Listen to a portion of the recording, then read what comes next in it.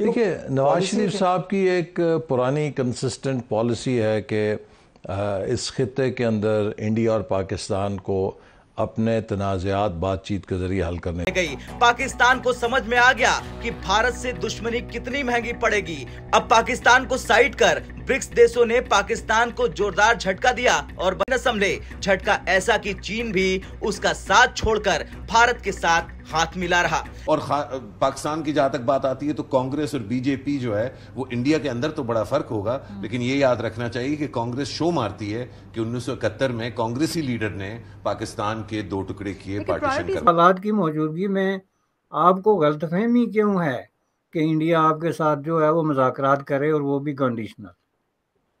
तो उसका तो हाल ये है कि आप अपनी मजबूरियां देखें, पहले उनको रिजॉल्व। बाजवा का जो डॉक्ट्राइन था ना, जिसको बाजवा डॉक्ट्राइन कहते हैं, वो दर हकीकत सरेंडर डॉक्ट्राइन था। जनरल बाजवा हिंदुस्तान की ताकत के सामने सरेंडर कर चुके हुए थे।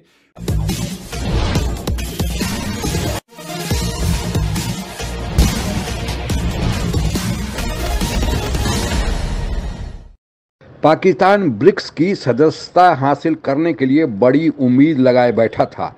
चीन ने भी पाकिस्तान को आश्वासन दिया था कि वह उसे उसमें सदस्यता दिला कर ही रहेगा, लेकिन भारत और रूस ने दोनों मिलकर चीन और पाकिस्तान दोनों को झटका दिया है और पाकिस्तान की ब्रिक्स में एंट्री पर ही रोक लग गई है। आगे की कहानी सुनते हैं।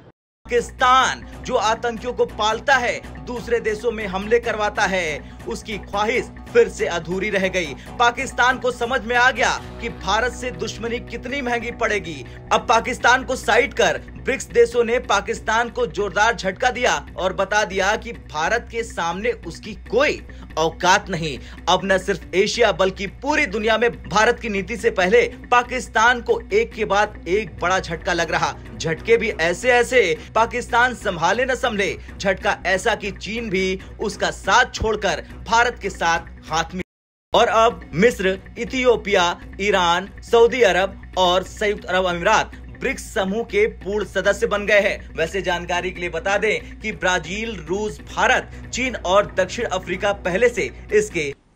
देखिए, नवाज शरीफ साहब की एक पुरानी कंसिस्टेंट पॉलिसी है कि इस खित्ते के अंदर इंडिया और पाकिस्तान को अपने तनाज़ात बातचीत के ज़रिए हल करने चाहिए, चूँकि अगर इस खित्ते में अमन नहीं होगा तो यकीनन इस खित्ते की तरक्की भी मुतासर होगी और आपको तरक्की करने के लिए अपने नेबर्स के साथ ताल्लुकात को अच्छा रखना चाहिए।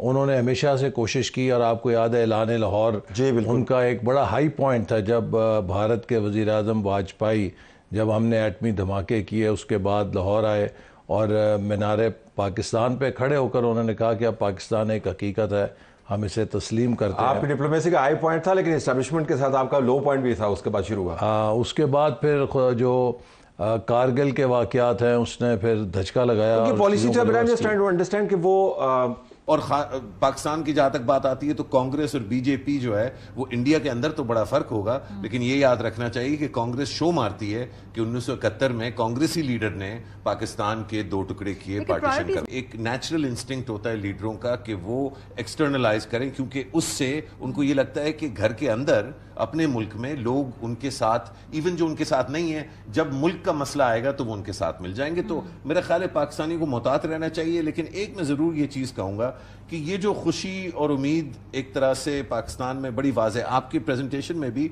ये बड़ा वाज़ेह है कि आपको अच्छा लगा कि एक मुल्क है हमारा हमसाया मुल्क जहां जमहूरियत इतनी स्ट्रांग है। ये जो नेक नीयत है हालात की मौजूदगी में आपको गलतफहमी क्यों है कि इंडिया आपके साथ जो है वो मुज़ाकरात करे और वो भी कंडीशनल? तो उसका तो हाल ये है कि आप अपनी मजबूरियां देखें, पहले उनको रिजॉल्व करें, या उनको एक तरफ रख के तो आप एक पॉजिटिव प्रैक्टिकल जो है सलूशन की तरफ जाएं। और वो ये है कि अनकंडीशनल मुज़ाकरात आप टेबल पे बैठें तो सही जी आप, तो फिर हम उस पर बात करते हैं कि हमारे दरमियान किन किन चीज़ों पे डिफरेंसेस हैं, उनमें से अर्जेंट कौन से है। अंदर से अगर आपने कंप्रोमाइज़ किए हों, जो खुद आपके बड़े बड़े बाखबर सहाफ़ी और एस्टेब्लिशमेंट के साबिक़ कारिंदे जिसकी तस्दीकें कर रहे हों कि आपने लिख के दे दिया कि हम 20 साल तक या 100 साल तक कश्मीर पे बात ही नहीं करेंगे। बाहर से आप जो है वो लोगों की आंखों में धूल झोंकते रहें और इस तरह का फ्रॉड और मुनाफकत। बाजवा का जो डॉक्ट्राइन था ना, जिसको बाजवा डॉक्ट्राइन कहते हैं, वो दर हकीकत सरेंडर डॉक्ट्राइन था। जनरल बाजवा हिंदुस्तान की ताकत के सामने सरेंडर कर चुके हुए थे, मे बी परहैप्स बिकॉज उनके ऊपर वेस्टर्न प्रेशर था, बरतानिया का कोई रोल था उसके अंदर, अमेरिका के रोल से ज़्यादा बरतानिया का रोल था, मेरी अंडरस्टैंडिंग। यहाँ पर अगर टॉक स्टार्ट होती हैं, आप नवाज शरीफ साहब का जिक्र भी हो रहा है, पाकिस्तान की इस्टेब्लिशमेंट को नरेंद्र मोदी की जो एग्रेसिव पोस्चरिंग है और कुछ उसमें बरतानिया और अमेरिका का रोल है, जो 2016 की जिसको सर्जिकल स्ट्राइक कहते हैं, फिर पुलवामा और फिर बालाकोट की सर्जिकल स्ट्राइक और फिर आर्टिकल 370 का पूरा मामला, पाकिस्तान की इस्टेब्लिशमेंट को, जनरल बाजवा और उनके सक्सेसर्स को ये बात समझा दी गई है कि अब आपका हिंदुस्तान के साथ कोई झगड़ा नहीं है। इसी वजह से एज पर माई एनालिसिस पाकिस्तान की इस्टेब्लिशमेंट अपना एक नया दुश्मन रिक्रिएट कर रही है, और वो दुश्मन अमेरिका तथा यूरोप के जो अमेरिका के सहयोगी देश हैं, उनका मुकाबला करने के लिए चीन ने यह सोचा कि एक समानांतर संगठन बनाया जाए, और चीन के ही पहल पर 16 जुलाई 2009 को ब्रिक्स का गठन किया गया। और इसके प्रारंभिक जो सदस्य थे उनमें 5 देश थे, जिनका नाम है ब्राज़ील, रसिया, इंडिया, चाइना और साउथ अफ्रीका। पिछले दिनों ब्रिक्स में अन्य देशों को भी शामिल किया गया, जिनमें ईरान, इजिप्ट, इथियोपिया, यूएई आदि शामिल हैं। जब इन देशों को शामिल किया गया तो पाकिस्तान ने भी सोचा कि उसे भी इसमें शामिल कर लिया जाए, और इसके लिए पाकिस्तान ने बाकायदा आवेदन भी दे दिया। चीन ने पाकिस्तान को आश्वासन दिया था कि उसे इसमें शामिल करा देगा, क्योंकि चीन के जो पाकिस्तान के आश्वासन देने का जो मूल आधार था वह था कि चीन के द्वारा चूंकि यह संगठन की शुरुआत की गई थी, और दूसरा इसका जो सम्मेलन है अभी जो 10 से 12 जून को रसिया में हुआ, तो रसिया और चीन के अभी यूक्रेन युद्ध के चलते अच्छे संबंध है, तो चीन को लगता था कि रसिया के पास अध्यक्षता है तो चीन जो चाहेगा वह मनमानी कर लेगा।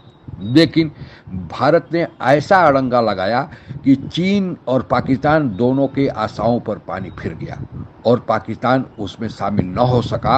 और भारत ने जो सबसे बड़ा मुद्दा उठाया वह मुद्दा उठाया कि पाकिस्तान अब भी भारत में आतंकवाद करता है, और जब कोई देश एक संगठन या एक छतरी के तरह जब एक साथ बैठते हैं तो उन देशों में आपस में इस तरह का आतंकवाद या दूसरे प्रकार का मनमुटाव नहीं होना चाहिए। और इसी आधार पर रसिया के साथ मिलकर भारत ने पाकिस्तान को इसमें शामिल होने के लिए, जो पाकिस्तान आस लगाए बैठा था, और मकसद पाकिस्तान का इसमें कुछ लेना देना है नहीं, क्योंकि पाकिस्तान न कोई व्यापार करता है और न ही कर्ज के लिए केवल हमेशा हाथ फैलाए रहता है, तो फिर इस संगठन में शामिल करके पाकिस्तान फ़ायदा क्या उठाएगा, केवल कर्ज मांगेगा। इसलिए पाकिस्तान केवल भारत का देखा देखी इसमें शामिल होने के लिए जो मंशा रखी थी उसका तुषारापात हो गया है।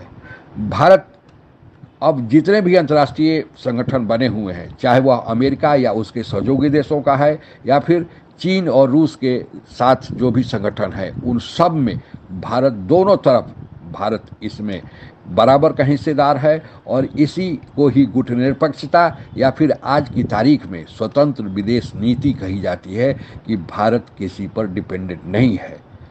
इस ब्रिक्स का राष्ट्रीय स्तर पर जो इसमें राष्ट्राध्यक्ष शामिल होंगे वह अक्टूबर में होने जा रहा है, जिसमें प्रधानमंत्री मोदी भाग लेंगे।